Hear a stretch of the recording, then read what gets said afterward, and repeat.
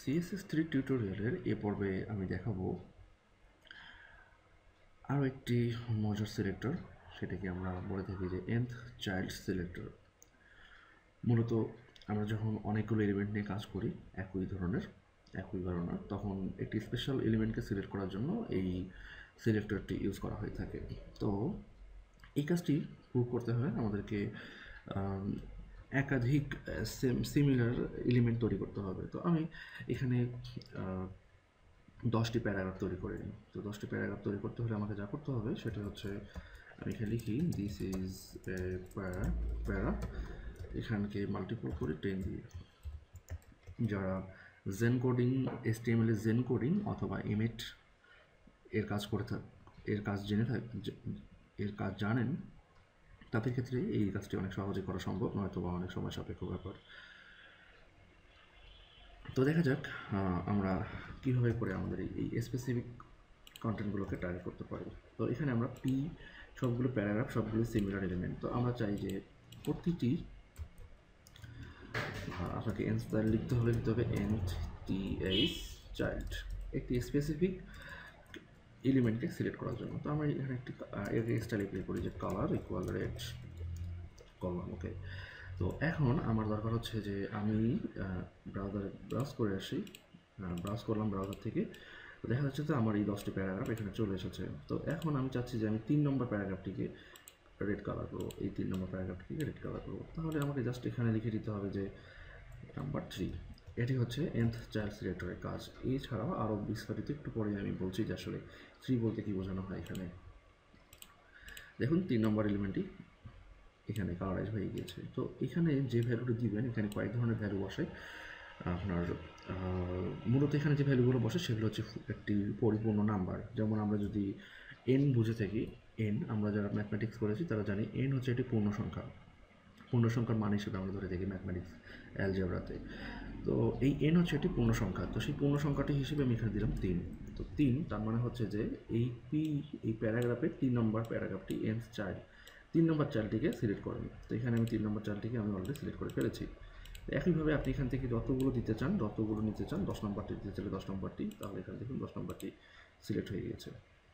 আচ্ছা, এটি গেল আমাদের পূর্ণ সংখ্যার ক্ষেত্রে। তো আমি যদি চাই যে না, আমার এখানে যতগুলো সংখ্যা আছে তার মধ্যে জোড় সংখ্যা যেগুলো, জোড় প্যারাগ্রাফ যেগুলো, সেগুলোর কালার হবে রেড এবং যেগুলো বেজোড় সেগুলোর হবে গ্রিন। তো আমি এখানে কি লিখতে পারি যে অড, এটা হচ্ছে বেজোড়, ওয়ার্ড মিনস হচ্ছে বেজোড় সংখ্যা, ওয়ার্ডগুলো হচ্ছে রেড, আর জোড়গুলোকে নিতে হলে আপনাকে নিতে হবে ইভেন সিলেক্টর, এগুলোকে নিতে হবে আমার গ্রিন, গ্রিন সিলেক্টর।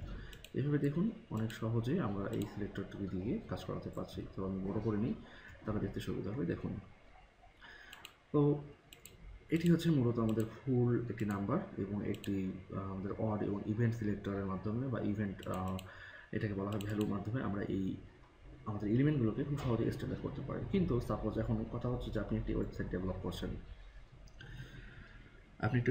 করছেন, এবং আপনি জানেন যে এখানে আপনার 3টি কলামের একটি ওয়েবসাইট থাকবে এবং প্রতিটি কলামের ভিতরে আপনার আমি আবারও বুঝাই বলি যে সাপোজ আপনি মনে করেন যে আপনি একটা ওয়েবসাইট ডেভেলপ করছেন এবং আপনার ওয়েবসাইটটিকে জাস্ট বক্স মডেল হিসেবে তৈরি করা হচ্ছে। বক্স মডেল কি তা বোঝার জন্য আমাদের বেসিক টিউটোরিয়ালগুলো আপনাকে দেখতে হতে পারে। তো এখন আপনি চাচ্ছেন যে প্রতি থার্ড এলিমেন্টের পাশে আপনি মার্জিন রাইট রাখবেন না। কিন্তু এটি করতে হলে কীভাবে করতে হবে? ইভেন দিলে তো হবে না, অড দিলে তো হবে না। অড তো বুঝেই শুধু 1, 3, 5, 7, তাহলে প্রতি থার্ড মিনস কি যে 3, 6, 9 এইভাবে করে আপনাকে দিতে হবে। তাহলে এই কাজটি আপনি কীভাবে করবেন? হ্যাঁ, এই কাজটিও এই সিলেক্টরের মাধ্যমেই করা যায়, তবে একটু ফর্মুলাইজ করতে হবে এখানে। তাহলে কী কাজ করতে হবে? তাহলে খেয়াল করুন যে আমাদের এখানে যেহেতু আমি এগুলোকে আন্ডু করে আবার সামনের দিকে এগিয়ে যাচ্ছি। আচ্ছা, তো খেয়াল করুন যে আমার এখানে আমি চাই যে প্রতি 3 নম্বর যে প্যারাগ্রাফটি থাকবে সেটির কালার রেড হবে। এই কাজটি বুঝলেই আপনারা অন্যান্য কাজগুলো বুঝে যাবেন যে কীভাবে করে এই কাজগুলো করতে হবে। তো প্রতি 3 নম্বর প্যারাগ্রাফ যদি আমি রেড কালার করতে চাই, তাহলে আমাকে এখানে লিখতে হবে, আমি লিখে বুঝাচ্ছি।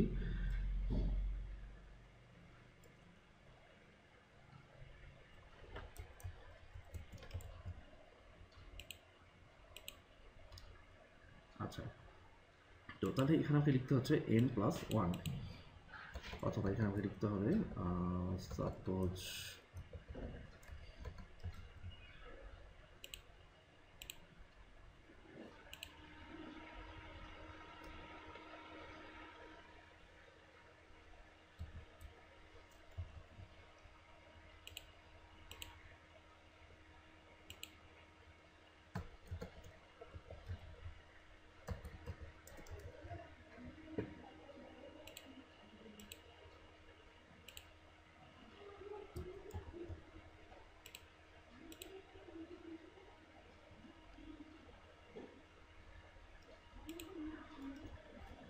আচ্ছা, আমার যে প্রবলেমটি ছিল সেটি হচ্ছে যদি আমি চাই যে প্রতি 3 নাম্বার মানে 3, 6, 9, 12 এভাবে যদি আমাকে কাজ করতে হয় তাহলে আমাকে লিখতে হবে 3n+3। তাহলে এখানে কি বোঝালো আসলে 3n+3? 3 হচ্ছে একটা পূর্ণ সংখ্যা, এর মান ধরে রাখলাম আমরা আপাতত 0, ঠিক আছে।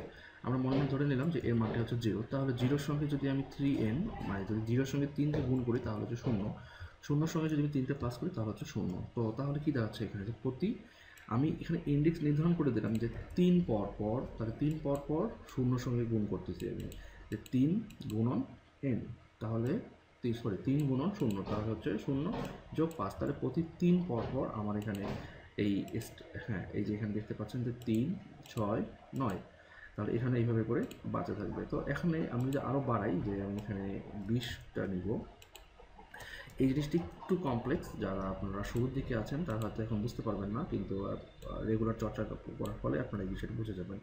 দেখুন এখানে 3, 6, 9, 12, এখানে 15 এভাবে করে রেস্ট অফ দেন এখান থেকে তারা এই এলিমেন্টগুলোকে সিলেক্ট করে নিয়ে। তো এটি আসলে একটু ক্রিটিক্যাল, নতুনদের জন্য বোঝা একটু মুশকিল। তো আমি সাজেস্ট করবো আপনারা ইন্টারনেটে গিয়ে এই বিষয়টি নিয়ে একটি সার্চ করে দেখুন। এ নিয়ে অনেক টিউটোরিয়াল রয়েছে, যেমন আমি সাজেস্ট করতে পারি MTS চাইল্ড নাম্বার, এটিকে সাজেস্ট করতে পারি আমি দেখে নিই হাউ ওয়ার্কস। এই লিঙ্কটিতে গেলে আপনারা আশা করি অনেক বিস্তারিত দেখতে পারবেন। হ্যাঁ, এই যে দেখুন এখানে অনেক বিস্তারিত বোঝানো আছে। আপনার এই লিঙ্ক, এই সাইটটি বা এই লিঙ্কটিতে গেলে এখান থেকে আপনারা দেখতে পারবেন যে আসলে কীভাবে এই MTS বা চাইল্ড এই ফর্মুলাটি কাজ করে। তো নিজেরা চেষ্টা করতে হবে একটু, তাহলে আপনারা বিস্তারিতভাবে এই বিষয়টি বুঝতে পারবেন। তো আশা করি এই বিষয়টি আপনাদের CSSকে আরও বেশি পাওয়ারফুল করে তুলবে।